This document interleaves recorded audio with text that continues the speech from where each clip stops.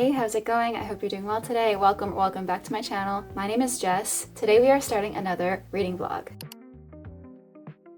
I just got home from work and doing errands, so I'm still in my scrubs. Don't mind that. We're just sitting on the floor hanging out like usual. After I film this vlog intro, I'm gonna go shower, change, get into PJs and everything. But I wanted to come in and start this vlog and tell you what I'm currently reading right now. I'm currently reading 3 technically, but I'm not gonna talk about one of those in this vlog because it's probably gonna be a long read. It is gonna be a long read. Let's be so for real. I borrowed an ebook from my library of this absolute chonker, The Priory of the Orange Tree, because I cannot imagine anything worse than trying to read this very stiff paperback. There's no wobble factor to it. Yeah, so I am reading an ebook because it feels more palatable. It feels a little bit more like approachable. I owned this one before I found out that my library has an ebook version, so I just borrowed that instead of doing this. I mean, I could talk about it in this vlog, and I might, but it's not gonna get finished in this vlog, that's for damn sure. Besides that one, I forgot about this one on my reading table, but I'm also reading Witch Hat Atelier Volume 2. This is a manga,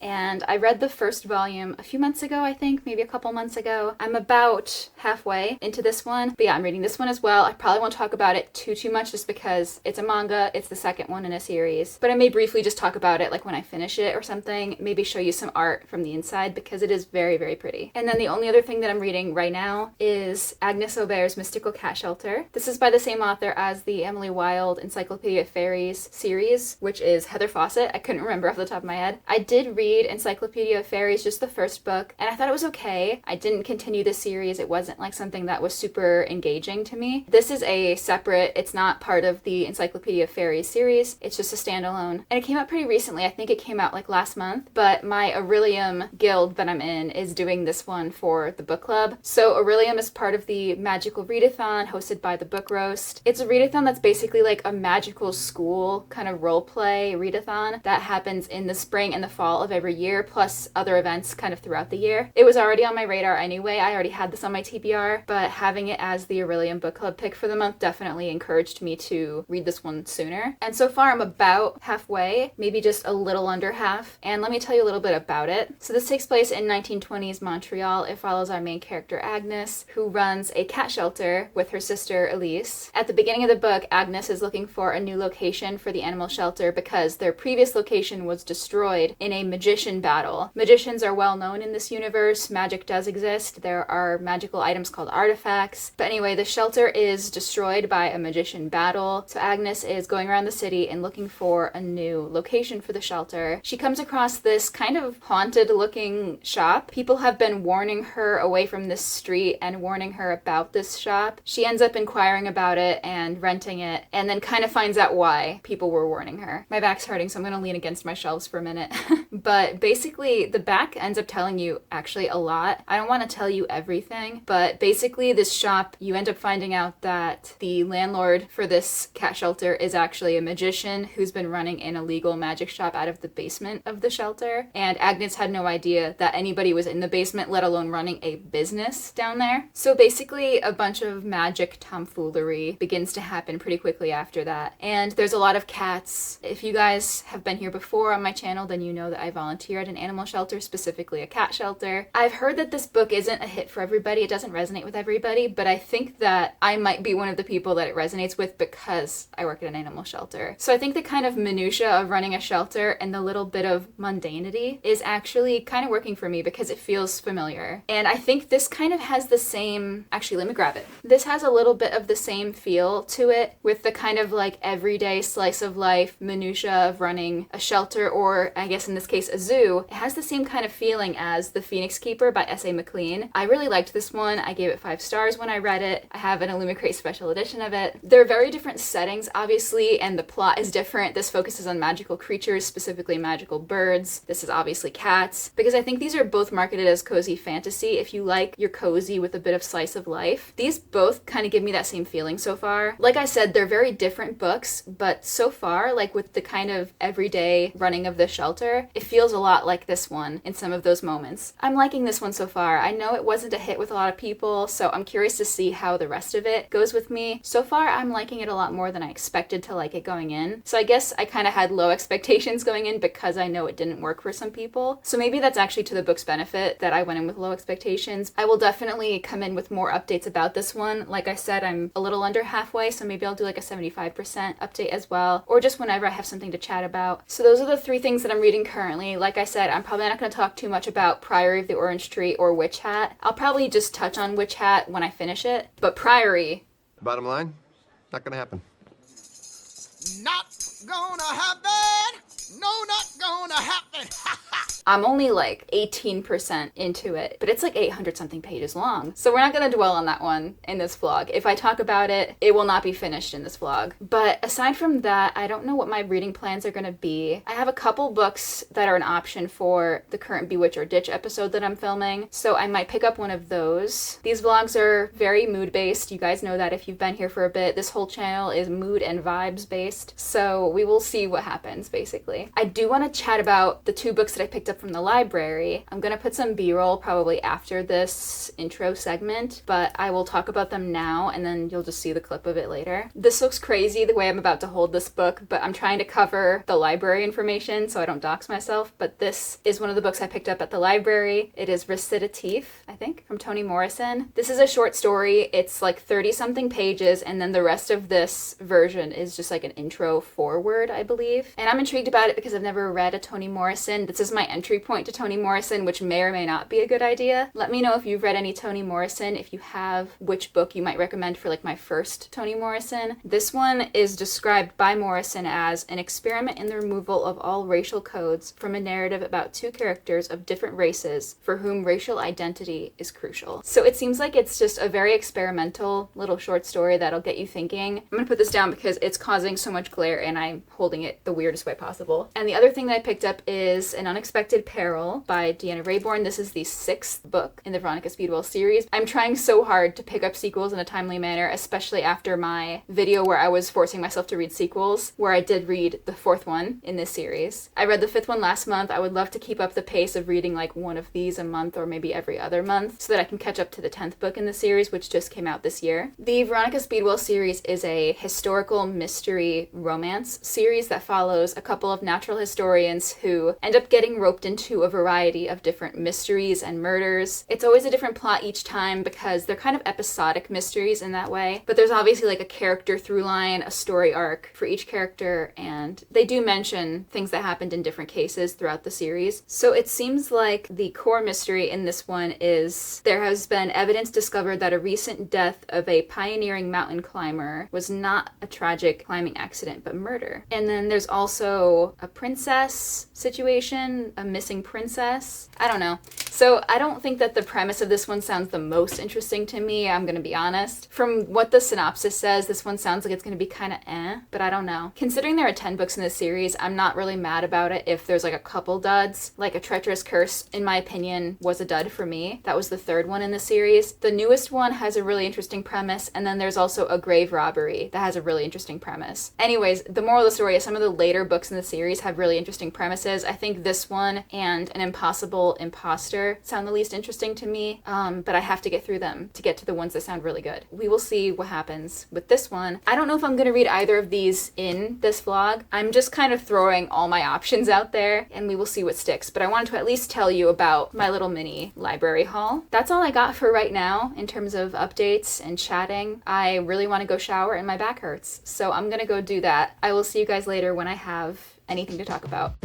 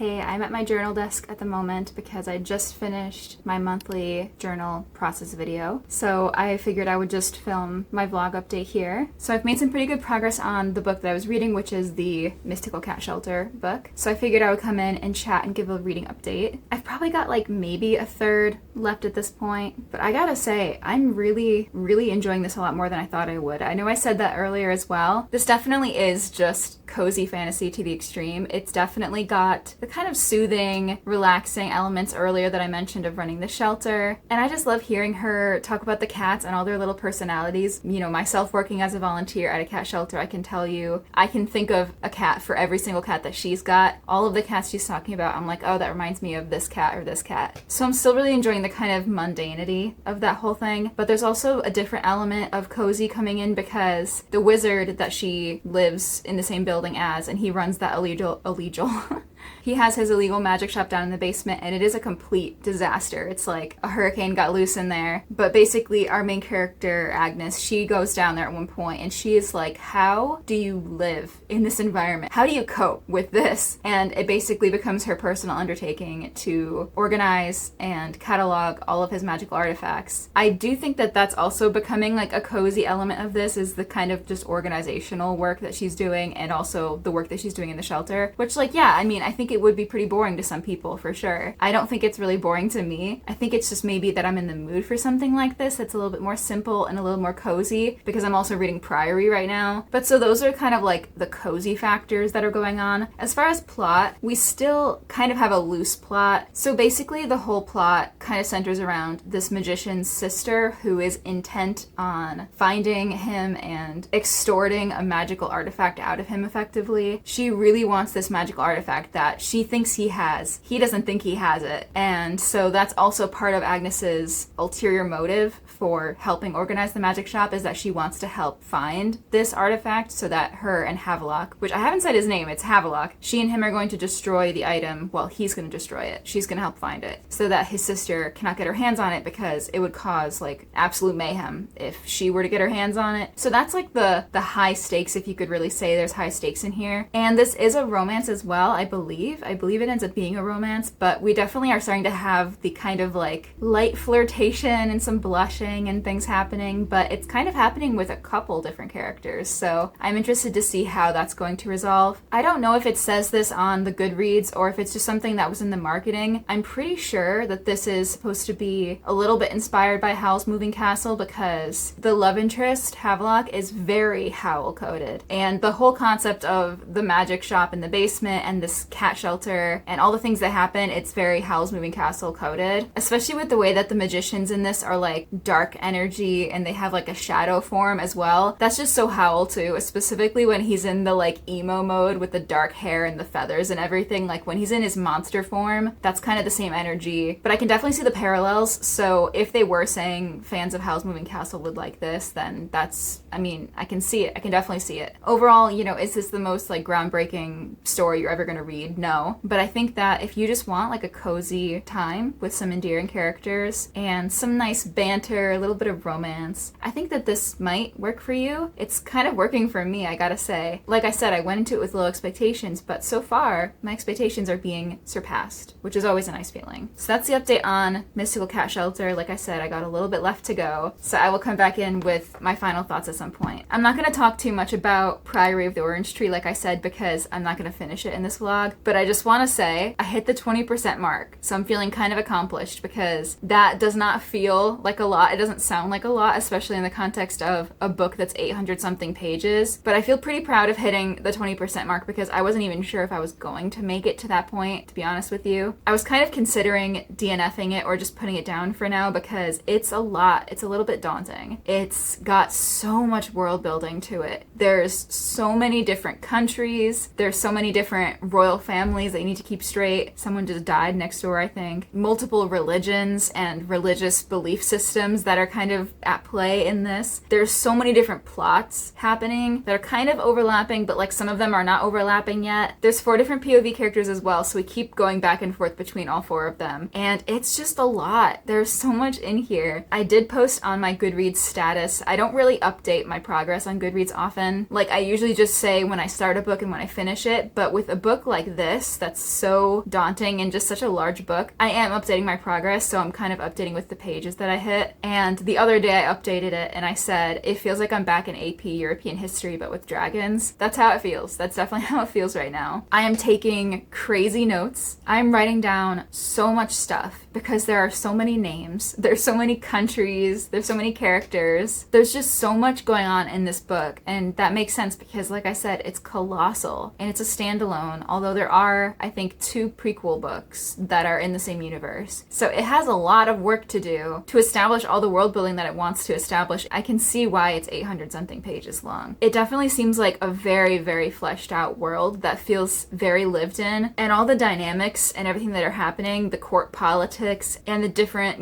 bureaucratic things and the conspiracies, like, it is a lot. You have to establish so many things to get to that. It's a lot. It's crazy to be like, I've read almost 200 pages and yet I've made like no progress. I mean, I have, like, I've made a dent in it, you know what I mean? I had to go grab my copy because I've effectively gotten this far. That is still so much book. Oh my god. It's an undertaking, to be certain. I can't say how much I'm enjoying it, to be honest. Like, I feel at this point like it's the sunk cost fallacy a little bit of like, I have made it almost 200 pages into this absolute fucking brick. I would love to finish it and say, oh yeah, I've read this. Part of it is definitely like a challenge because I want to see if I can do it. I want to see if I can read something like this, And I also don't read a ton of like super epic fantasy, super dense world building, like 8-book series kind of thing, like Robin Hobb or Brandon Sanderson, or like some of those authors that have like really intense epic fantasy series. I'm not even saying them all, but like the big names that you see, those big series that you see, I don't really pick up books like that. I don't really pick up series like that because they're incredibly intimidating to me. So I wanted to see if I can do it, if I can read. In this case, it's just a standalone I gotta get through. It's just this one giant book. And then if I like it, I can continue into the prequels. But am I liking it? I mean, yeah, enough to continue putting myself through it. If I didn't like it, I wouldn't still be reading it. I wouldn't be putting myself through that. It's just a little overwhelming, that's all. You know what I mean? We're gonna keep trucking along. We're gonna keep working on this guy. Aside from that, that's all the reading updates that I have. I kind of do feel like I want to pick up something else at some point, maybe something more on the sci-fi or horror side, because I want a little bit of like a palette cleanser. I normally like to have a couple books going at the same time. As long as they're different genres, I'm usually fine to have multiple reads in progress at once. I do have one short thing staring at me from my bookshelf right now, and that's also a book for the Bewitch or Ditch episode that I'm working on. I did mention that briefly earlier, so maybe I'll start that. Aside from reading updates, I want to chat very briefly about something because I haven't talked about it yet. It's something that if you guys are here for gaming content or you just are a gamer and you enjoy hearing me chat about games, I haven't really shown any of this on the channel, but I have talked about it like in a couple videos ago or something. I think I mentioned I've been playing this game for a long time and just finally beat it recently, and that is Clair Obscur Expedition 33. I have finally beat the game. I was putting it off because if any of you are like this, let me know, please tell me. Sometimes I get to the end of something, like right before the end. For example, in a book or a game, I get right to the end and like right before the last little bit, I just stop.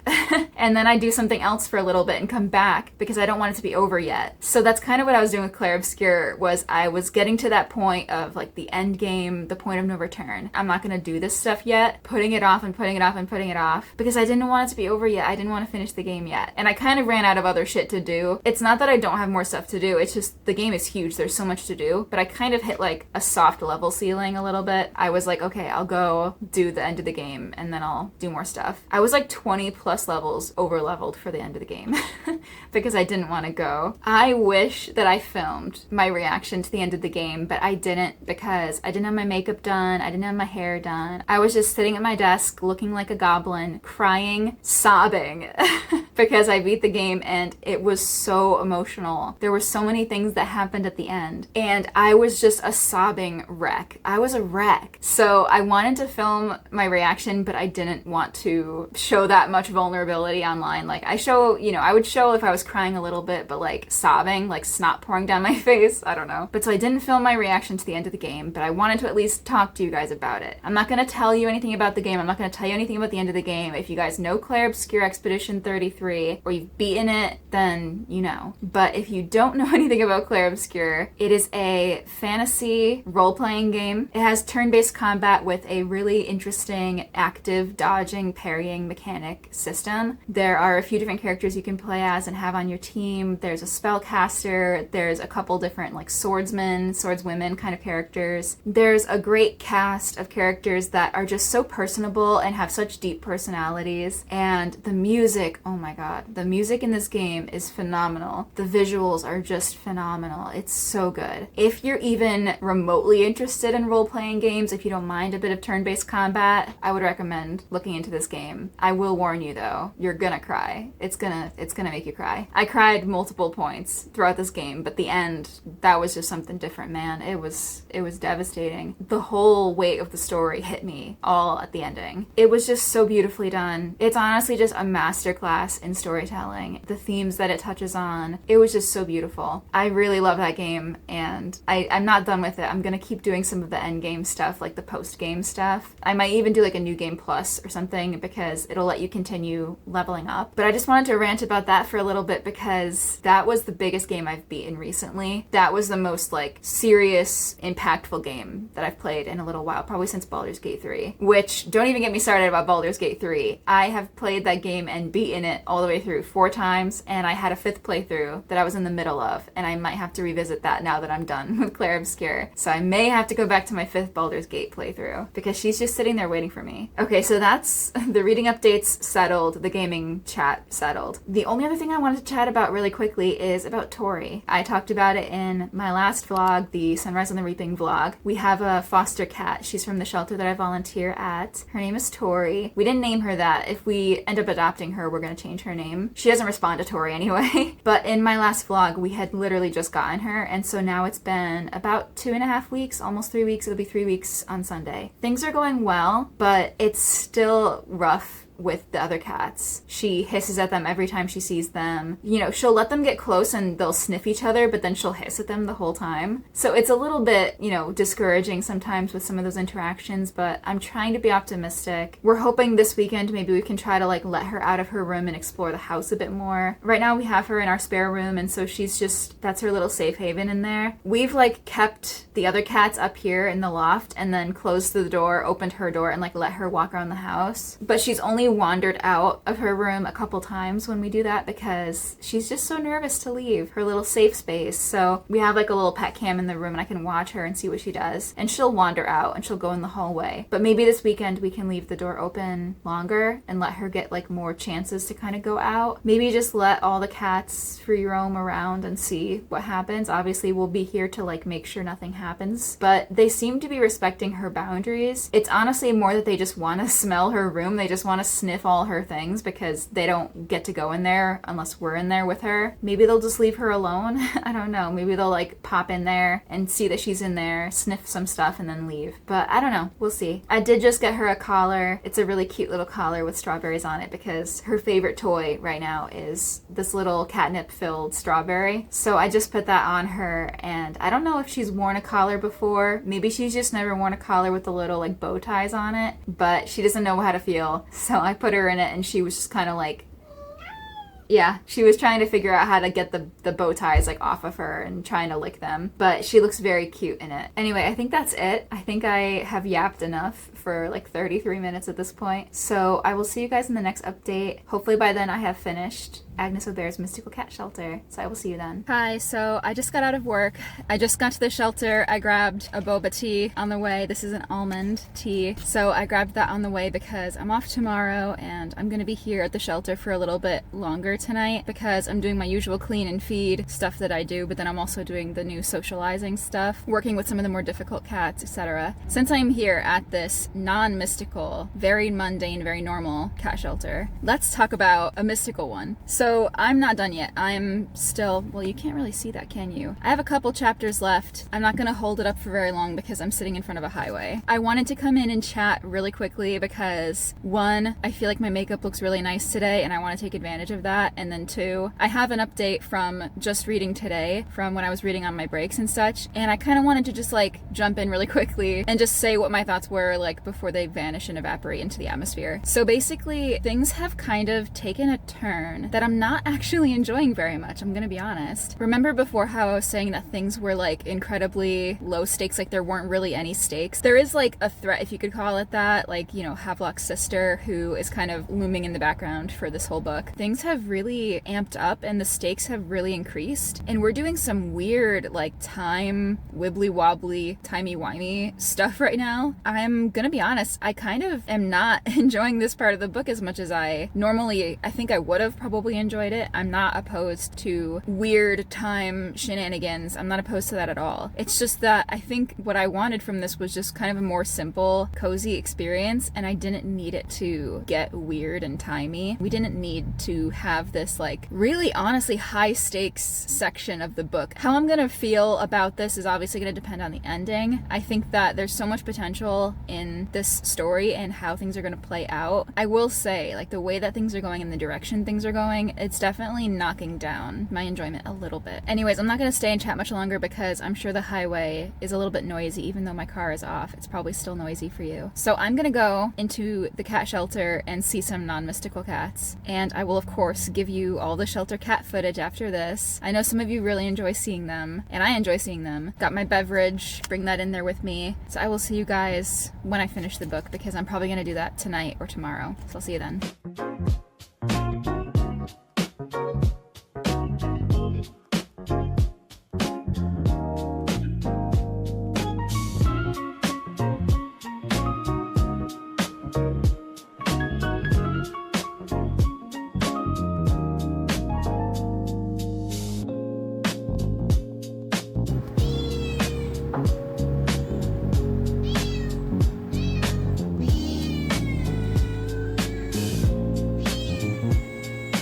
Calm down, dude.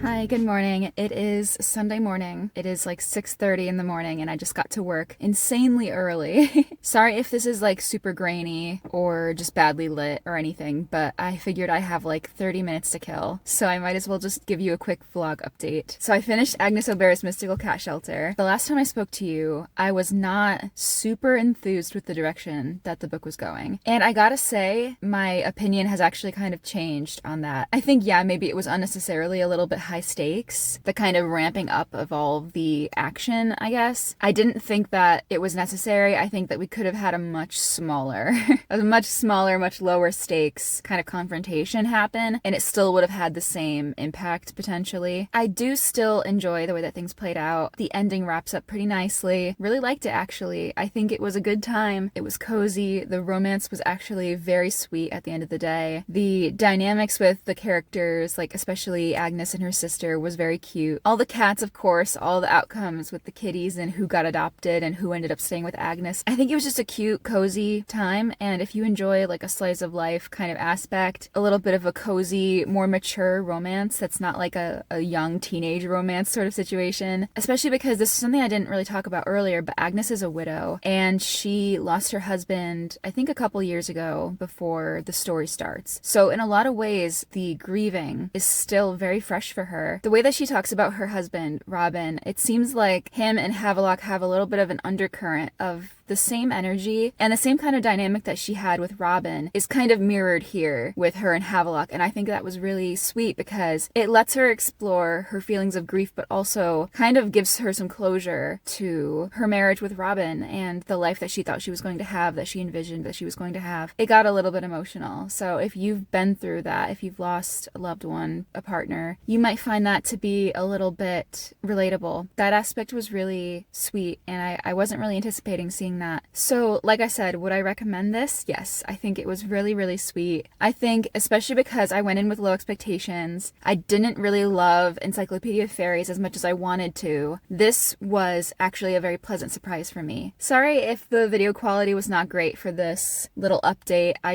Again, I was working with low light. It's like, again, 6:45 in the morning right now. So I will see you guys later whenever I got something. Bye.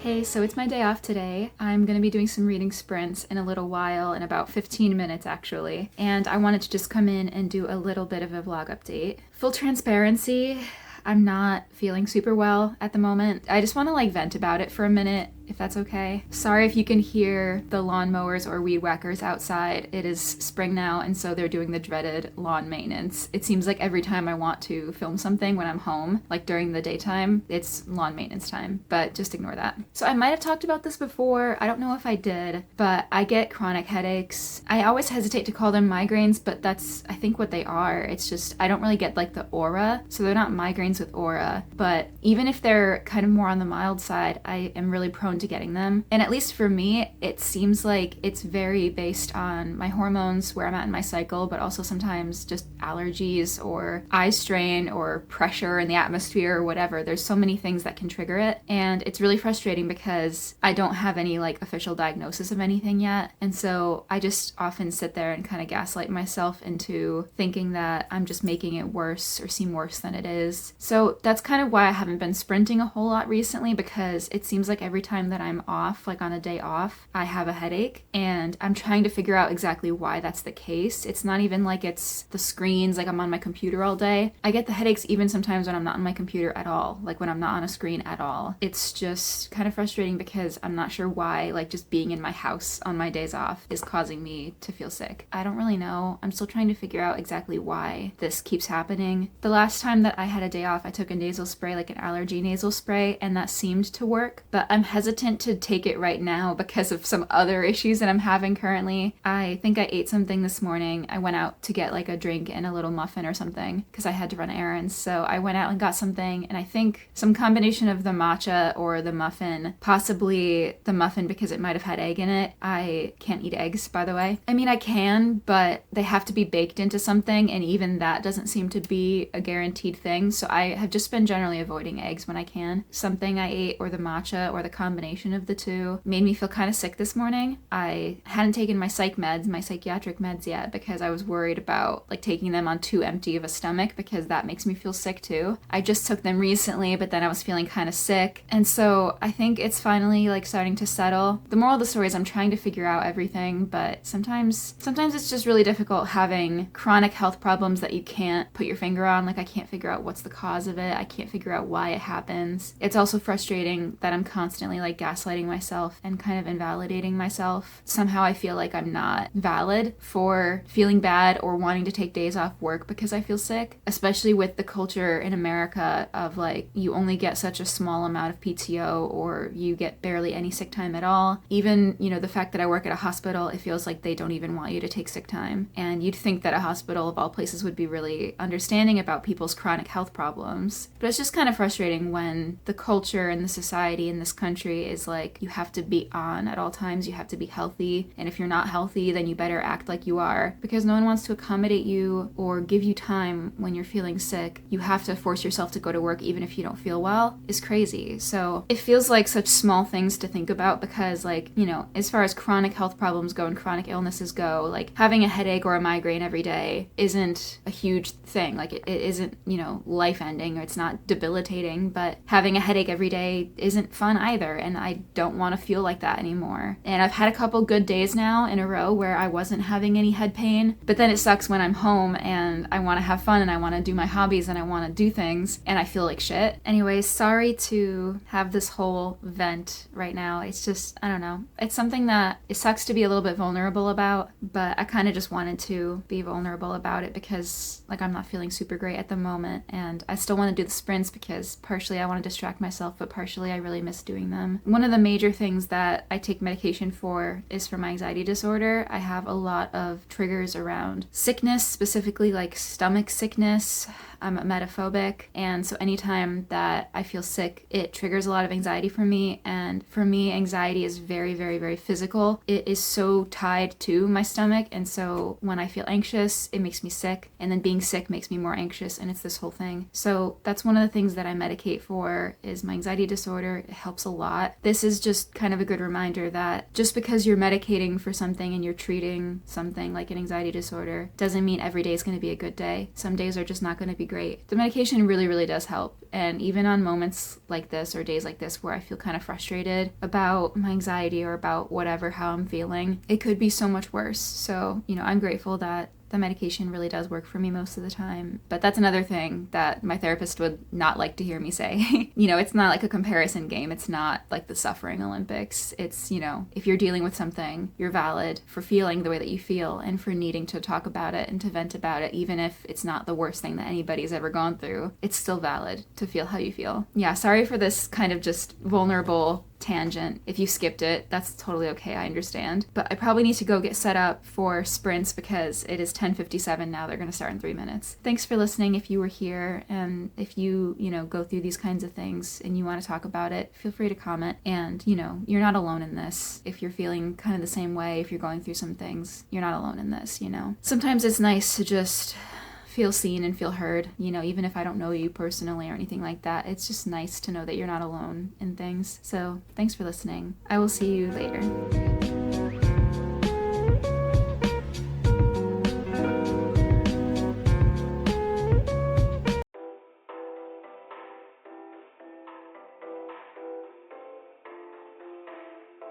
Hey, so sorry about the potential bad quality at the moment. We have no internet. For whatever reason, there's an outage in this area. So normally I would have my back-facing camera and I would have it on my monitor so that I can see. But since I don't have internet, I can't connect to my monitor at the moment. So I'm using the front-facing camera. So the quality's going to be off. That was very eloquently worded. That aside, I don't know why I'm so red right now. I don't have blush blindness or anything like that. It's just, you know, a bitch got rosacea. I don't think I'm going to be finishing either of the books that I'm currently reading for this vlog, which is This Is How You Lose the Time War and The Priory of the Orange Tree, because obviously Priory is not getting finished. We already know that. We don't even need to go there. I have book mail to open for you. I have 2 Blackwell's packages. I don't know which one is which. I'm just going to go with this one because it's on the top. I do know which books are in here, obviously, because I ordered them, but you guys don't. So the first one is Sunburn by Chloe Michelle Howarth. I think it came out in 2023. Yeah, so this came out in 2023. I've been seeing a lot of people talk about it recently, but it is a well-loved sapphic romance. It's set in the early 1990s in Ireland, and I'm really excited to read this one. I did order the UK version because I really prefer the UK cover over the US cover. I'll put a photo on the other side of the US cover. I don't know what it is about that cover. Something about the color and like the framing of it. The legs are just so awkward. So I just really don't like that cover. I don't love this one either, especially with the like giant seals that you can't take off. But I much prefer this one. And again, I couldn't find this anywhere on secondhand sites. I couldn't get a copy of it that wasn't the US copy. So I ended up going for it, and it wasn't even that expensive. I think it was like $9 or $10 from Blackwell's because of the sale that what they were doing. So let's open the second one. And the next one is On Sundays She Picked Flowers by Yaya Schofield. This is a horror. This one was already on my radar because a lot of people have recently loved this. I think this came out this year, and I know Jan Agaton loved it. Rochelle from Good Morning Dreamer, she also loved this. So to be honest, I don't even remember what this is really about. I do this fun thing where I add books to my TBR because the premise sounds interesting, and then after I add it to my TBR, I just delete the premise from my memory because I don't want to spoil anything for myself once I do go into the book. I like to be kind of surprised. Sometimes I look at a book and I'm like, why did I ever add this to my TBR? This doesn't really sound like it's for me.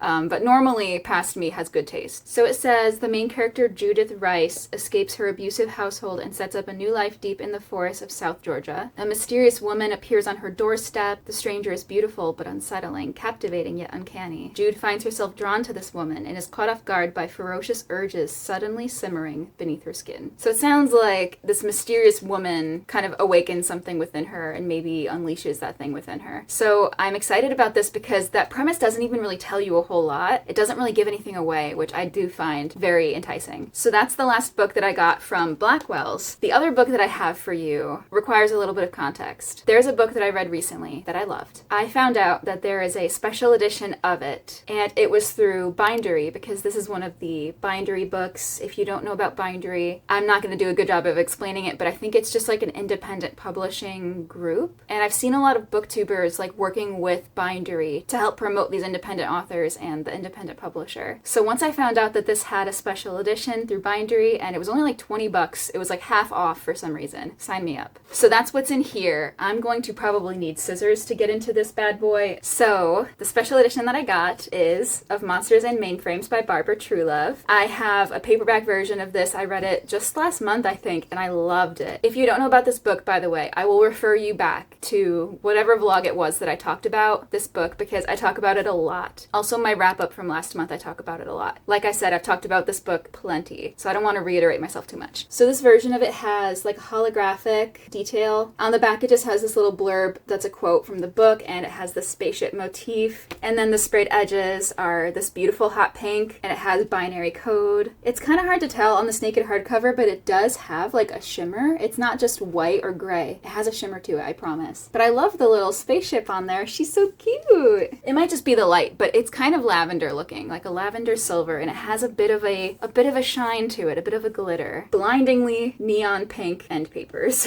I thought it had a signature. It is not signed, which is unfortunate, but that's okay. I love this edition, so I'm really just happy to have it. I might keep my paperback as well, but I'm not sure. I didn't annotate it or anything like that, so I don't know if I want to replace it with this version or if I want to just keep them both. Why not just have two of them on my shelf? I mean, why not, you know? Oh, but look at that. They are not exactly the same height. That does kind of bother me a little bit. They're not the exactly same height. They're not exactly the same. They're not the exact same height.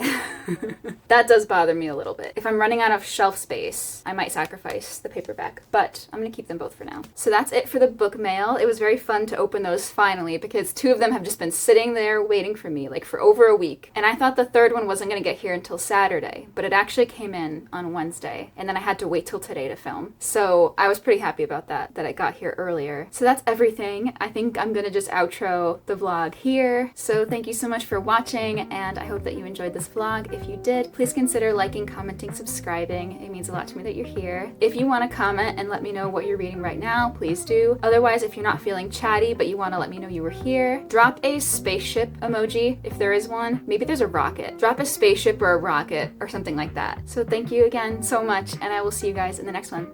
Bye.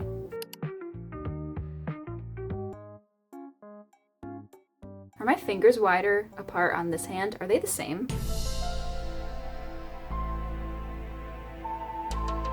I think my fingers spread wider on this hand. Can you do this? I can only do it with my right hand. I can't do it with my left. I can, but it has to be like sideways. Anyways, bye.